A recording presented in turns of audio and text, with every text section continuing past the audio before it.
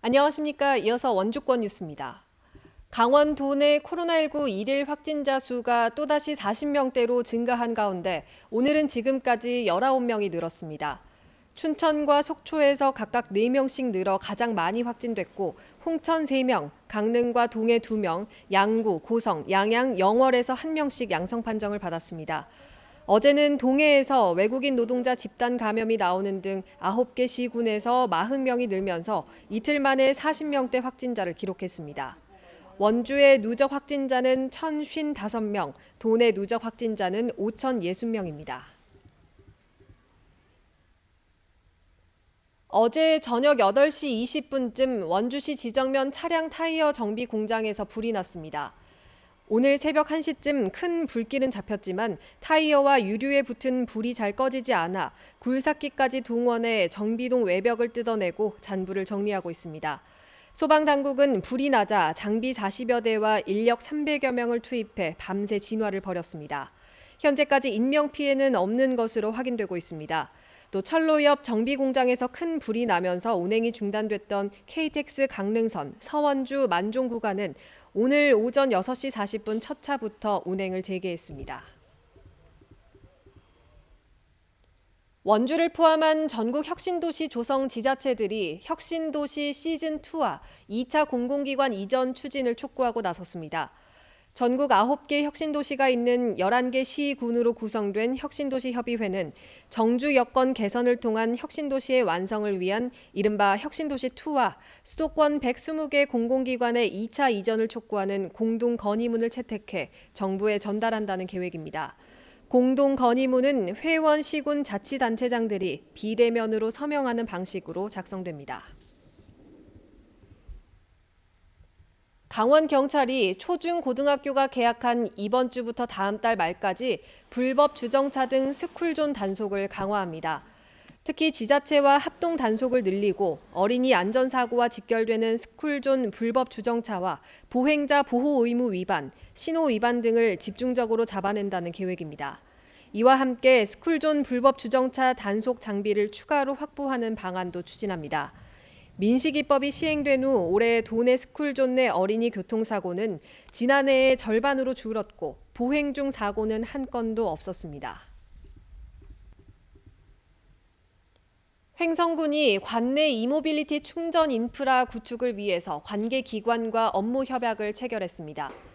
이모빌리티 거점 도시로서의 입지를 다지기 위한 이번 협약에는 횡성군과 전기차 생산업체 디피코, 한국전력공사, 충전기 제작업체 등이 참여해 관련 시설 확충에 힘을 모으기로 했습니다. 현재 횡성에는 62개소에 111기의 전기자동차 충전소가 설치돼 운영되고 있습니다. 26년 뒤인 2047년 강원도 인구는 144만 명으로 10만 명 정도 주는 데 그치지만 고령층의 비율은 절반 수준으로 크게 늘어난다는 전망이 나왔습니다. 감사원이 2018년 합계 출산율을 기반으로 강원도 인구 비율을 예측한 결과 2047년에는 도내 인구의 절반가량인 46%가 65세 이상 고령층일 것으로 예측됐습니다.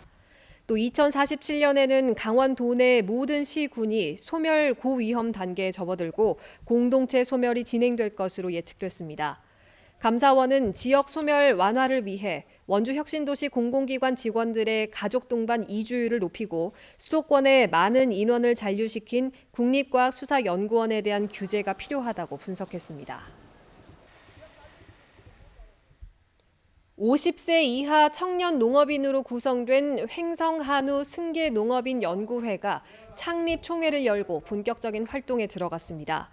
연구회는 대를 이어 횡성한우를 사육하고 있는 청년 농업인 24명으로 구성됐고 앞으로 정보 교류와 기술 교육 등을 통해 횡성한우의 경쟁력을 높이는 데 힘을 모으기로 했습니다.